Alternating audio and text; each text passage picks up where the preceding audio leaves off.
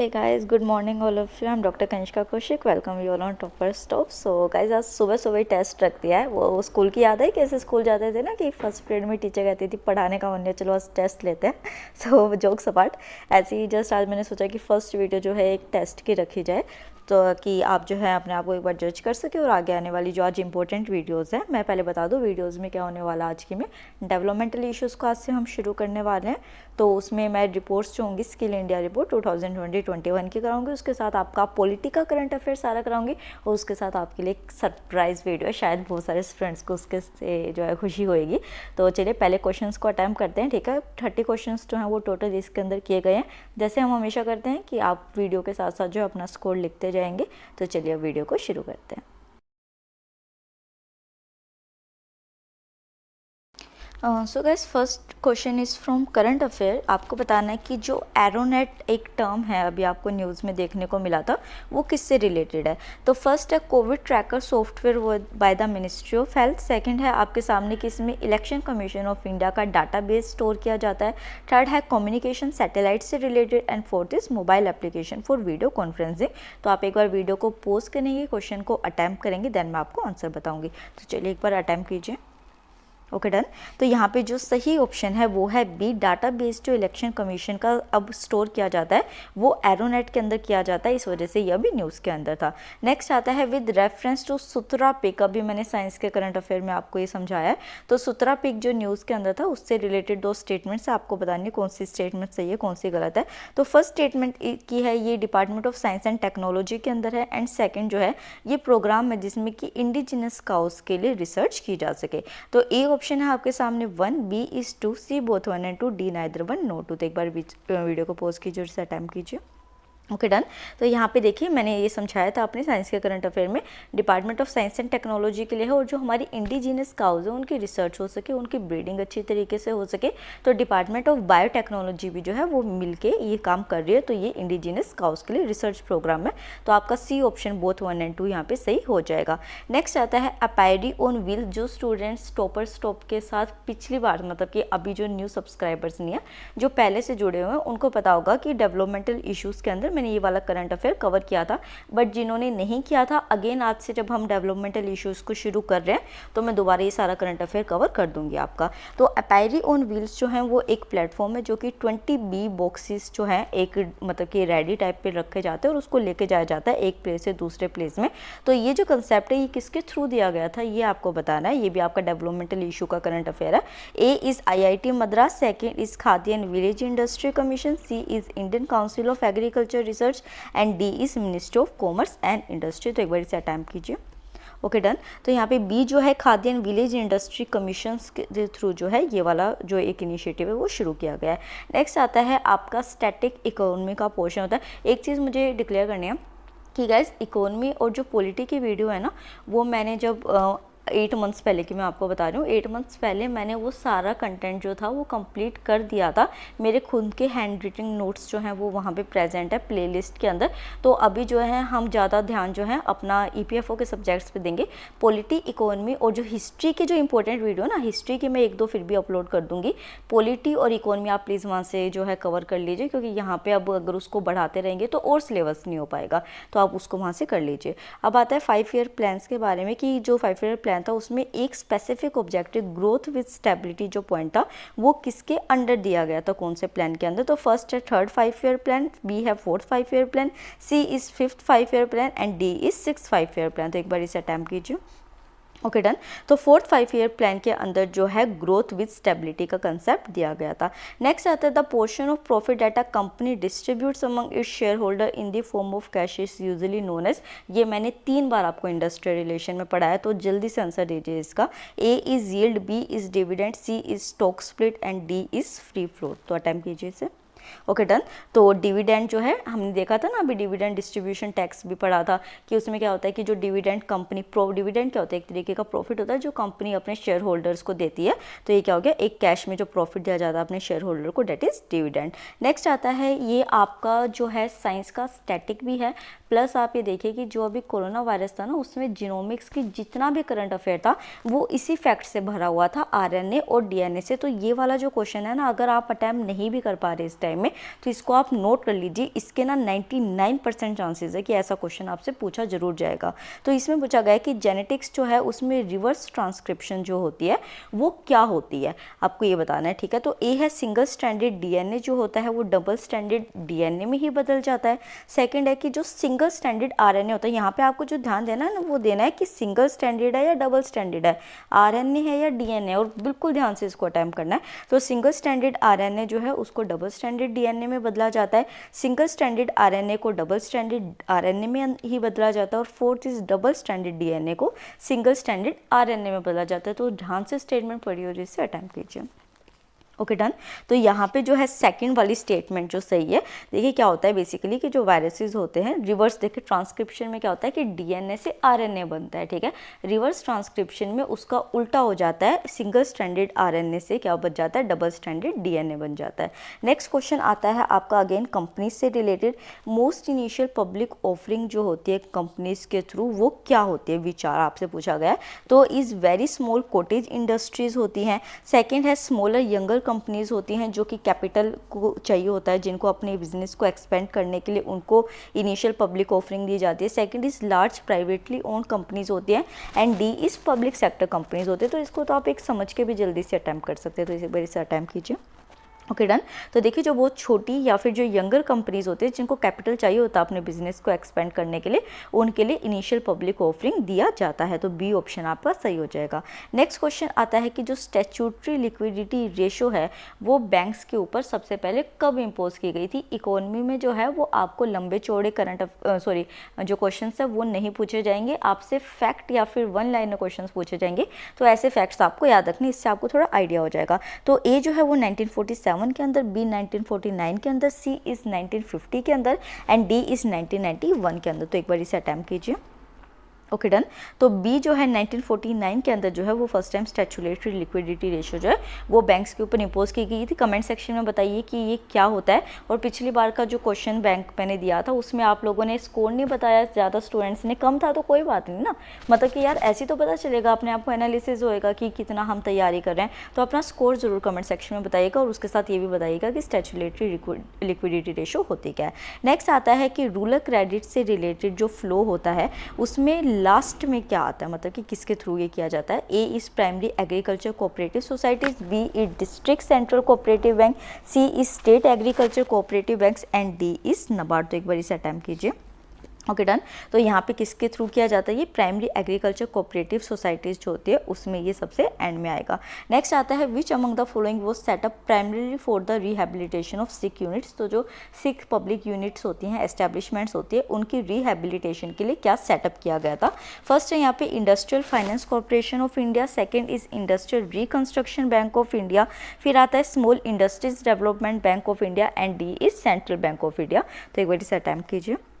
Okay done. तो देखिए आप खुद ये देखिए कि रिहेबिलिटेशन की बात हो रही है सिक यूनिट्स की, और यहाँ पे क्या कर रही है, इंडस्ट्री के रिकंस्ट्रक्शन की बात हो रही है। तो industrial reconstruction bank of India जो है वो सिक यूनिट्स के रिहेबिलिटेशन के लिए सेटअप किया गया था। तो आपका सही ऑप्शन जो है वो बी हो जाता है।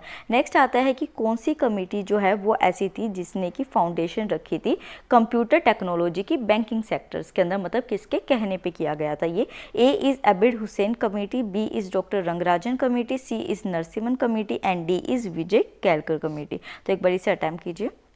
Okay done. तो देखिए बैंकिंग सेक्टर में कंप्यूटर टेक्नोलॉजी की जो सेटअप की बात की गई थी वो डॉक्टर रंगराजन कमेटी के थ्रू की गई थी। नेक्स्ट आता है आपका कि आ monopolist will be able to maximise his profit when. तो आपसे पूछा गया कि जो मोनोपोलिस्ट कंपनी होती है वो अपने प्रॉफिट को कब मैक्सिमाइज कर सकती है। First his output is maximum, second he charge a higher price, C is average cost is minimum, and D is his marginal cost is equal to the marginal revenue. तो एक बार इसे attempt कीजिए। Okay done. तो यहाँ पे जो his marginal cost जो है अगर वो मार्जिनल रेवेन्यू के इक्वल होती है तो एक मोनोपोलिस्ट कंपनी जो होती है वो अपने प्रॉफिट को मैक्सिमाइज कर सकती है। नेक्स्ट आता है the banks keep the marginal requirements for the primary purpose of which of the following. तो मार्जिनल रिक्वायरमेंट जो होती है किस वजह से बैंक अपने पास रखता है। A to fulfil RBI requirements, B to keep themselves Basel second compliant, C is to maintain a question against the decline of value of security, and D is to earn profit. तो एक बार time कीजिए। Okay done. तो देखिए जो उसकी value of security है वो डिक्लाइन ना हो उसके अगेंस्ट एक प्रोटेक्शन के तरीके से, एक बफर के तरीके से जो है मार्जिनल रिक्वायरमेंट को बैंक रखती है अपने पास। तो आपका सी ऑप्शन क्या हो जाएगा, सी हो जाएगा। नेक्स्ट आता है एक लंबी चौड़ी स्टेटमेंट है। देखिए एक चीज़ समझिए कि अगर पेपर के अंदर लंबी चौड़ी स्टेटमेंट होती है तो उसका जो ऑप्शन होता है ना वो ईजी होता है। तो मतलब आप उससे घबराएंगे नहीं, क्वेश्चन को बस पेशेंस से उसको पढ़ेंगे और आपका क्वेश्चन जरूर वो ठीक होगा, वो ईजी होता है क्वेश्चन। इसमें पूछा गया है, it has been generally viewed that when an economy grow beyond its potential growth rate it causes inflation, how does growing faster than the potential rate cause inflation. तो आपसे पूछा गया है कि अगर कोई इकोनॉमी जो है वो अपने पोटेंशियल ग्रोथ रेट से ज़्यादा होती है तो उसमें इन्फ्लेशन मतलब कि रेट बढ़ते बढ़ते हैं। तो आपसे पूछा गया है कि अगर कोई इकोनॉमी ग्रो फास्ट कर रही है तो वो इन्फ्लेशन कैसे होता है, ये आपको रीज़न इसमें बताना है। इन्फ्लेशन चैप्टर अभी कराया था आधा, मैंने वो देखा ही नहीं, किसी ने स्टूडेंट्स ने इतने कम व्यूज़ है उसके ऊपर, पर फिर भी अगर आपको देखना है तो इकोनॉमी की प्लेलिस्ट में जाइए, इन्फ्लेशन चैप्टर मैंने पूरा अच्छे से समझा रखा है वहाँ पे। ए है यहाँ पे fast growth causes quick resource utilisation to fulfil the higher demand. B is fast growth causes more employment opportunities which led to rise in prices. C is fast growth causes more productivity which leads to higher supply and cost push inflation, and D all of the above reason। तो एक बार इसे attempt कीजिए। Okay done. तो यहाँ पे देखिए A option जो है वो सही है। क्या देखिए आप, सिंपल सी बात, अगर आपकी फास्ट ग्रोथ होगी तो आप क्या चाहेंगे, ज़्यादा से ज़्यादा रिसोर्सेज आपके पास हो। अगर रिसोर्सेज आपको ज़्यादा चाहिए होंगे तो उसकी क्या होगी, डिमांड बढ़ जाएगी। और अगर सप्लाई नहीं हो रही है, सप्लाई सेम लेवल पे हो रही है, तो डिमांड बढ़ने पे क्या होगा, उस चीज़ का प्राइस बढ़ जाएगा। तो इस वजह से अगर इकोनॉमी की ग्रोथ होती है तो फिर प्राइस राइज हो जाएगा और इन्फ्लेशन मार्केट के अंदर आ जाएगा ताकि हायर डिमांड्स को फुलफिल किया जा सके। नेक्स्ट आता है, which of the following price indices of India is consider for measuring headline inflation. बहुत सिंपल है क्वेश्चन ये। यहाँ पे पूछा गया है कि हेडलाइन इन्फ्लेशन, याद रखना है हेडलाइन इन्फ्लेशन की बात हो रही है तो कौन सा प्राइस इंडेक्स यहाँ पे यूज किया जाता है। A is GDP deflator, second is CPI AL और आरएल मतलब कि रूरल लेबर या फिर जो है एग्रीकल्चर लेबर। नेक्स्ट आता है सीपीआई आईडब्ल्यू मतलब कि industrial workers, and D is WPI that is आपका क्या, होलसेल प्राइस इंडेक्स। तो एक बार इसे अटेम्प्ट कीजिए। Okay done. तो यहाँ पे होलसेल प्राइस इंडेक्स जो है वो हमेशा हेडलाइन इन्फ्लेशन को मेजर करने के लिए, मतलब जो न्यूज़पेपर में आपकी हेडलाइन आती है वो किस में आती है, डब्ल्यूपीआई के अंदर आती है। नेक्स्ट आ जाता है, which of the following best defines of floating rate bond. तो आपको फ्लोटिंग रेट बॉन्ड की डेफिनेशन यहाँ पे बतानी है। A a bond with a fix interest rate and has better yield than varying interest rate bond. Second, a bond with a fix interest rate and has lower yield than varying interest rate bond. C है a bond with a varying interest rate and has better yield than fixed interest rate bond, and last is a bond with a varying interest rate and has lower yield than fixed interest rate bond। तो इसको एक बार अच्छे से पढ़िए statement को, फिर attempt कीजिए। Okay done. तो यहाँ पे जो बी ऑप्शन है वो आपका सही है। फ्लोटिंग रेट बॉन्ड का क्या मतलब होता है कि एक ऐसा बॉन्ड जिसमें कि इंटरेस्ट रेट तो आपका फिक्स होता है पर जो आपको यील्ड मिलता है मतलब कि जो बाद में आउटपुट मिलता है वो लोअर होता है जो कि इंटरेस्ट रेट का बॉन्ड होता है उसके कंपैरिजन में। तो ये आपका बी स्टेटमेंट हो जाएगा। नेक्स्ट आता है, what is the main function of lymphocyte. Current affair में न्यूज़ में इतना ज़्यादा था ये, तो इसको अच्छे तरीके से इस वाले को भी याद रखिएगा साइंस के इसको, और जल्दी से अटेम्प्ट कीजिए कि लिम्फोसाइट जो है उसका मेन फंक्शन क्या होता है। A is production of antibodies, B is production of antigen, C is production of WBC and D is all of the above. तो एक बार इसे अटेम्प्ट कीजिए। Okay done. तो देखिए क्या बात हो रही थी, एंटीबॉडीज़ की बात हो रही थी बार बार कोरोना से रिलेटेड कि एंटीबॉडीज़ होनी चाहिए, एंटीबॉडीज़ होनी चाहिए। तो एंटीबॉडीज़ कहाँ से बनती है, लिम्फोसाइट से, जो कि इसका मेन फंक्शन होता है production of antibodies lymphocytes. Next आता है साइंस का question, who is the father of botany. बहुत बेसिक क्वेश्चन है। A is Adam Smith, B is Greco Roman, C is Theophrastus and D is Carl Linnaeus. ये Linnaeus है। Okay तो एक बार इसे अटेम्प्ट कीजिए। Okay done. तो यहाँ पे सी ऑप्शन जो है थियोफेरेस्टस जो है वो फादर ऑफ बोटनी है। नेक्स्ट आता है MON 863। ये किस ऐसी जो मतलब कि आपका क्रॉप है उसकी जेनेटिकली इंजीनियर्ड वैरायटी है। A is soybean, B is maize, C is rice and D is tomato. ये आपके स्टैटिक साइंस में दे रखा है। Okay done. तो यहाँ पे बी जो है वो मेज का MON 863 जो है वो जेनेटिकली इंजीनियर्ड वैरायटी है। साइंस के जो प्रीलियम के फैक्ट है उसका एक पार्ट आ चुका है, 2 पार्ट्स और आने और आपकी साइंस जो है वो कंप्लीट हो जाएगी। बस मोस्ट इंपॉर्टेंट प्रीलियम्स के फैक्ट हम उसमें डिस्कस करेंगे, कोई भी उल्टी सीधी या फिर फालतू की बात नहीं करेंगे। Next is who called the preamble as the political horoscope of Indian constitution. Directly आपके लक्ष्मीकांत से क्वेश्चन है और पर्सनैलिटी बेस्ड क्वेश्चन पूछे जाते हैं। हमें लगता है हिस्ट्री का है बट वो होता पॉलिटी या इकोनॉमी से होता है। है, तो इस वजह से जो भी पढ़ना है वो अच्छे से पढ़ना है। A is Thakurdas Bhargava, second is NA Palkhivala, C is KM Munshi and D is Jawaharlal Nehru. Simple है, जल्दी से इसको अटैम्प्ट कीजिए। Okay done.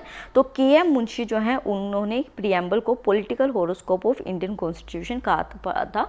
तो आप ये देखिए, जो भी चैप्टर आप पढ़ेंगे ना उसके पीछे लास्ट पेजेस जो होते हैं उसमें क्रिटिसिज्म दे रखा होता है और किसने किसको क्या कहा था, ये वाले पॉइंट्स आप अच्छे से करके जाएंगे, क्योंकि ऐसे जो क्वेश्चन होते हैं ना वो 2 से 3 आप पेपर में एक्सपेक्ट कर सकते हैं।